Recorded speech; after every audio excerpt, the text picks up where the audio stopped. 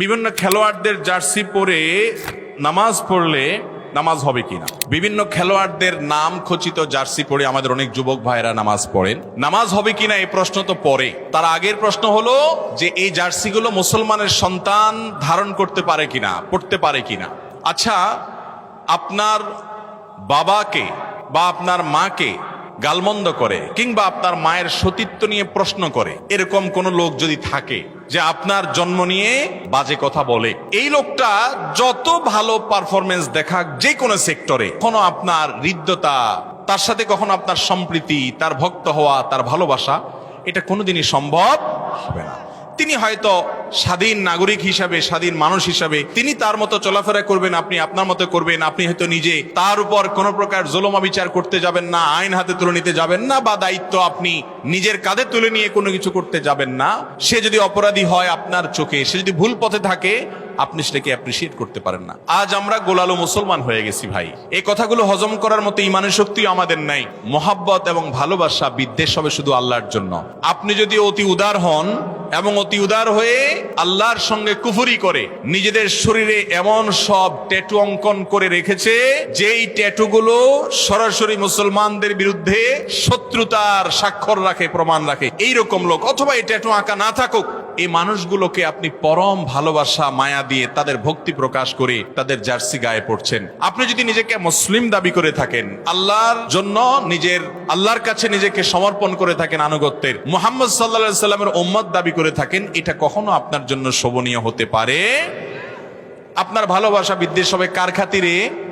আল্লাহর খাতিরে। অতএব যে ব্যক্তি আপনার আল্লাহর প্রতি ঈমান আনে না, যে নিরীহ ফিলিস্তিনিদের উপরে বোমা মারাকে সমর্থন করে, সে যত ভালো খেলুক, যত ভালো পারফরমেন্স করুক, একজন মুসলমানের কাছে সে কখনো প্রিয় হতে পারে? এগুলো আজকাল আমাদের ভেতর থেকে হারিয়ে গেছে ভাইরা আমার। একটা কথা ফেসবুকে খুব জোরে সোরে উঠছে যে ভাই, শীতের মৌসুম চলছে, একটা জার্সি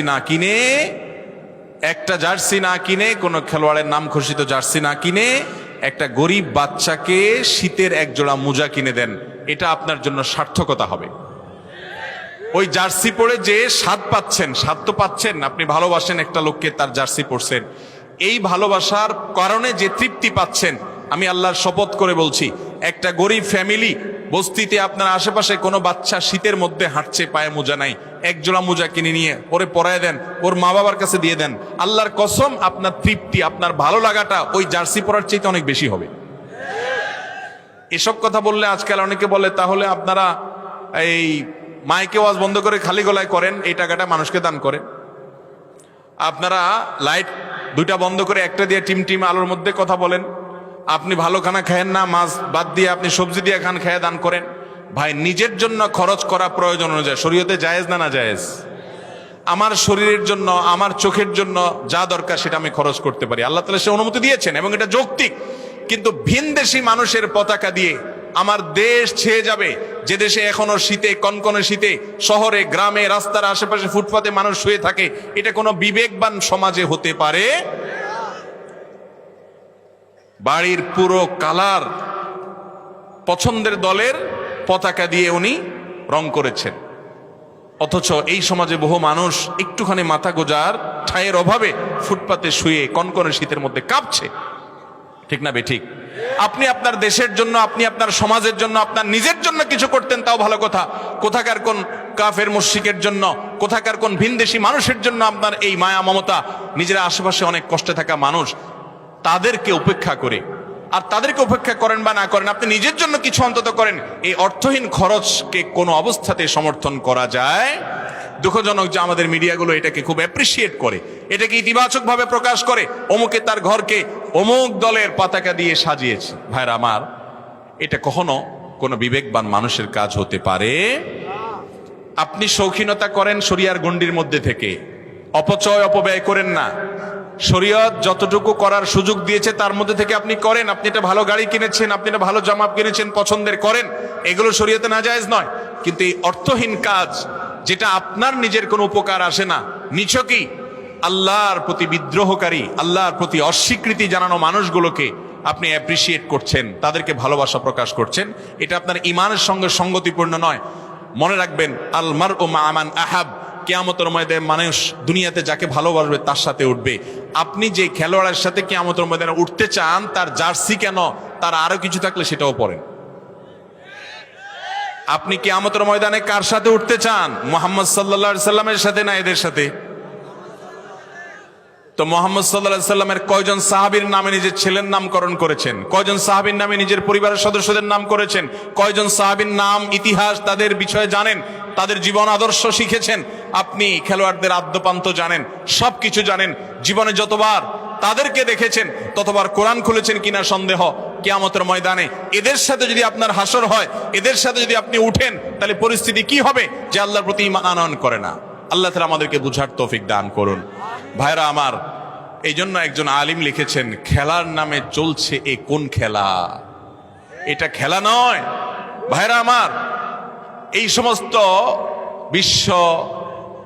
বিশ্ব মোড়লদের বাণিজ্যের কাঁচামাল হলো আপনার আমার আবেগ। আমাদের আবেগ হলো তাদের বাণিজ্যের কাঁচামাল। দিন শেষে তাদের মিলিয়ন, বিলিয়ন, ট্রিলিয়ন বিজনেস হবে। খেলোয়াড় জিতলেও টাকা পাবে, হারলেও টাকা পাবে। আপনি জিতার পরে চিল্লা উঠলেন, কিছুই পান নাই, কাইন্দা দিলেন, তাও আপনার আসলে কোনো ক্ষতি হয় নাই। কাইন্দা নিজে কষ্ট পাইছেন, খেলোয়াড় ঠিকই কিছু না কিছু পয়সা পাইছে। স্পন্সর করা কোম্পানিগুলোর বিজনেস হয়েছে এবং সবার বিজনেস হয়েছে। এটারে বলে কলুর বলদ। এটারে বলে কি ভাই? কলুর বলদের গল্প শুনছেন আপনারা? কলু হলো এক ব্যক্তির নাম, তার একটা বলদ আছে। এই বলদ এটারে দিয়া ঘানি টানে, ঘানি। তো ঘানি টানানোর জন্য ওর চোখ বেঁধে ফেলে ওকে তাড়া দিলে ও মনে করে যে আমি এই গোয়ালঘর থেকে বের হয়ে মুক্ত ময়দানে গিয়ে স্বাধীন হয়ে যাচ্ছি আমি বোধহয়। এই জন্য সে দৌড়াইতে থাকে। ওই স্বপ্ন দেখে সে দৌড়াইতে থাকে, আর যে কলু বলদের মালিক সে তারে পিটাইতে থাকে আর হইট করে। সে মনে করে আমি যাচ্ছি, কত মাইল যেন চলে গেছে। এই ফাঁকে তারে দিয়া তাড়ায়া কলু কি করে, ওই যে ঘানিতে যে আপনার সরিষাগুলো দিছে, সরিষা থেকে তেল হচ্ছে, ফোটায় ফোটায় তেল পড়তেছে আর তার পয়সা হচ্ছে। এই বলদের কাজ করানো শেষ, ঘানির সকল সরিষা ভাঙা শেষ। দিন শেষে দেখা যায় অনেকগুলো তেল হয়, বিক্রি করে কলমিয়া পয়সা পকেটে নিয়ে হাসতে হাসতে বাড়ি চলে যায়। আর বলদের চোখটা খুলে দিলে বলদ দেখে, কই যে জায়গায় ছিলাম ওখানে তো দাঁড়ায় আছে। তাহলে ঘানি টানলো বলদে, আর সরিষা বেচে টাকা পাইছে কে? কলু। যারা মোবাইলে গেমস খেলেন, হ্যাঁ, আজকাল অনেক গেমস বাইরে হয়েছে না, আপনি খেলতেছেন, ওই অ্যাপ আলা বসে টাকা পাচ্ছে। আপনি এঙ্গেজ হচ্ছেন, সে টাকা পাচ্ছে। আপনি খেলা দেখে চিল্লা উঠছেন, ওই বিশ্ব বাণিজ্যের মোড়লদের তাদের বিজনেস হচ্ছে দিন শেষে crore crore, billion billion, trillion টাকার বিজনেস হচ্ছে। আর আপনি লাফাচ্ছেন হুদাই, নিজের খায়া যায় চিল্লালেন, আবার বাসায় আসলেন, কি লাভ হলো? আপনি নিজে একটু দৌড়াদৌড়ি করে খেলান, জুয়া এবং হারাম বিষয় ছাড়া নিজের শারীরিক কসরতের জন্য ফুটবল খেলেন, সতর ঢেকে সুন্দর করে শরিয়া মেনে আপনার শরীরের ব্যায়াম হবে। আপনার উদ্দেশ্য যদি ভালো হয়, সওয়াবও হতে পারে, এটা আপনার জন্য জায়েজ। আপনি ওই দোকানে বসে বসে ভূতের মতো তাকায় রইছেন, গোল দিল আর চিল্লা উঠলেন। কি জন্য চিল্লা উঠলেন? দুনিয়াতে 10 জন না খাওয়া মানুষ খানা পেয়ে গেছে সেজন্য? 10 জন কষ্টে থাকা মানুষের কষ্ট দূর হয়েছে সেজন্য? কেন চিৎকার করছেন আপনি নিজেও জানেন না। আল্লাহ তাআলা আমাদের বিবেকগুলো যেন জাগ্রত হয় সেই তৌফিক দান করুন। এভাবে মুসলমানদের ইমানি চেতনা আস্তে আস্তে ভোতা করে দেওয়া হয়। ইমানি চেতনা হারিয়ে যা ভাইরা আমার, ভেদাভেদ, আমাদের হিতাহিত জ্ঞান আর থাকে না। আল্লাহ আমাদেরকে বুঝার তৌফিক দান করুন।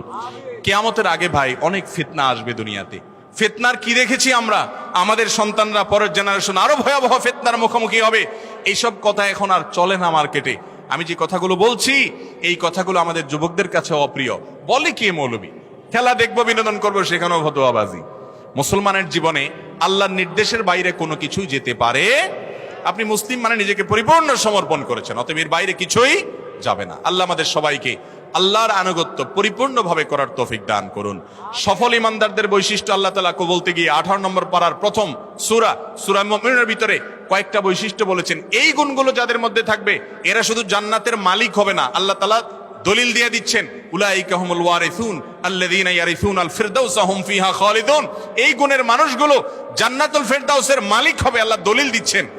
এবং জান্নাতুল ফিরদাউস তাদের হবে, আল্লাহ জানিয়ে দিচ্ছেন। সেই গুণগুলোর ভিতরে একটা গুণ হলো ওয়াল্লাযীনা হুম আনিল লাগবি মুরিদুন, বেহুদা কাজ থেকে যে বেঁচে থাকে।